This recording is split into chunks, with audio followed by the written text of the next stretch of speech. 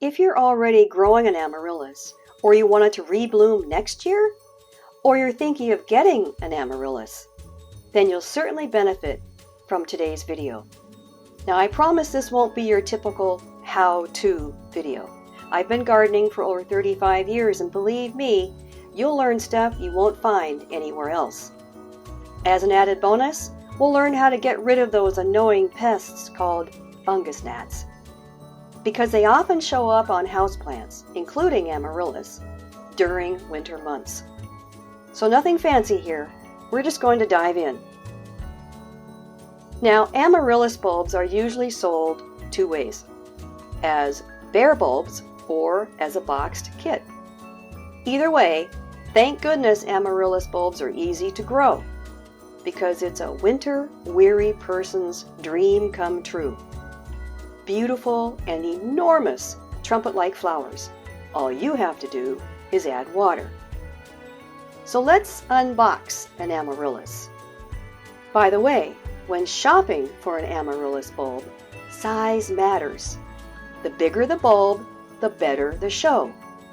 It's worth the extra money to buy quality bulbs, especially if you want them to bloom again next year.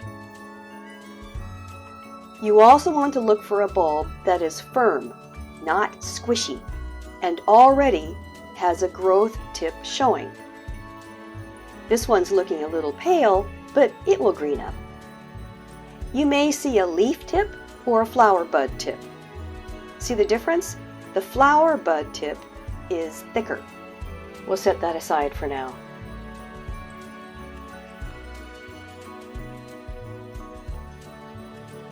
And the pot and the soil wafer. This is actually coconut fiber that's been compressed. And here are the instructions. All right. Now, most pots that these kits use do not have drainage holes. This one, fortunately, does have drainage holes.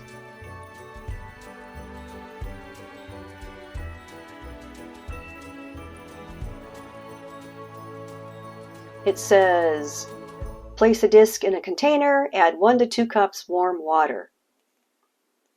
Here we go. You'll be amazed at how fast these wafers expand. Now I'm going to grab some potting soil and compost and mix it into this otherwise nutrient-poor soil. We're going to do the best we can with this amaryllis bulb. Next, I'm going to add a secret ingredient. This is comfrey, powdered comfrey, that I collected, dried, and pulverized from last year's crop. Every gardener should have a crop of comfrey in their garden. Comfrey adds many, many nutrients to plants. It's like a slow-release vitamin. Then fill the pot, maybe 2/3 full.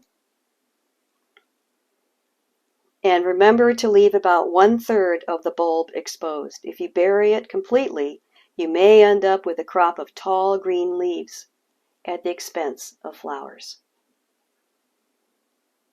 Just kind of tap it around in there.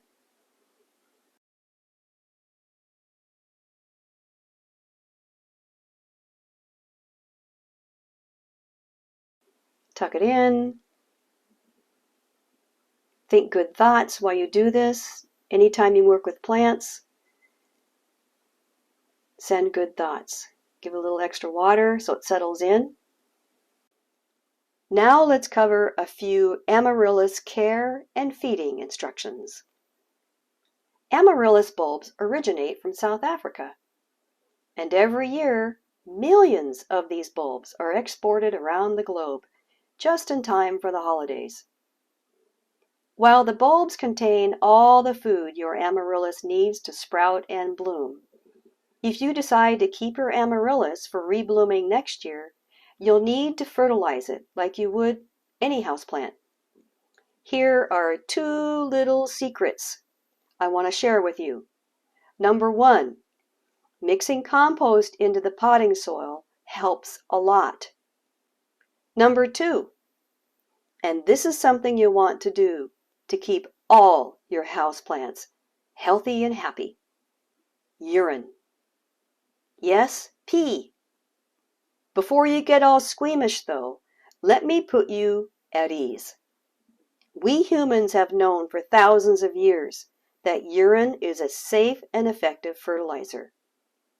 Urine contains nitrogen, phosphorus, and potassium. These are the big three minerals of N, P, and K. Plus, urine has many trace elements. It's easy to use urine to feed your plants. Try to use it within 24 hours of, well, peeing in a container, and then simply mix it 1 part pee to about 5 parts water. Speaking of watering, keep the soil for your Amaryllis moist but not soggy, so the bulb doesn't rot. This one here, though, started to get soft right away, yet it's sending up leaves and a flower stalk. That takes a lot of energy. We'll see what happens. I may or may not keep this one for next year. After planting, leaves and flower stalks, which are also called scapes, should emerge in a week or two. As for the bloom period, it can last for weeks. This little leaf popping up here might be what's called an offset bulb or a daughter bulb, which is one way to propagate Amaryllis. Now you might be wondering, what does the word Amaryllis mean? Well, it has to do with what I said earlier, that Amaryllis flowers are a welcome beacon in the darkest time of the year. So it's fitting then that the word Amaryllis comes from the Greek word amarisso, which means to sparkle, twinkle, or shine. A gentle word of caution here. The flower stalks can reach 30 inches tall, especially in low winter light. So I highly recommend supporting them with some sort of stake or heavy wire. Most Amaryllis bulbs produce 2 flower stalks that first year, and it's fairly easy to get Amaryllis bulbs to bloom the second year, which I'll cover in a future video. Meanwhile, don't toss the bulb out in January. Which reminds me, when properly cared for, an Amaryllis bulb can continue to bloom for 75 years. As for plant pests, it's generally not a problem with Amaryllis bulbs, but you might notice tiny black flies crawling around the soil. These are probably fungus gnats, which are a common houseplant pest. One of the most effective ways to deal with fungus gnats is to set yellow sticky traps around your indoor plants. Place them vertically on the soil and lean them against the bulb or against the plant stem. If you're having troubles with fungus gnats around your houseplants, consider downloading my one-page tip sheet called How to Get Rid of Fungus Gnats, where I share 9 tips to help you deal with these pests. You'll find the download link in the description below.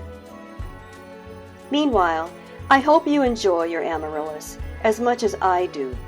And remember, the blooms make wonderful cut flowers that can last up to 2 weeks.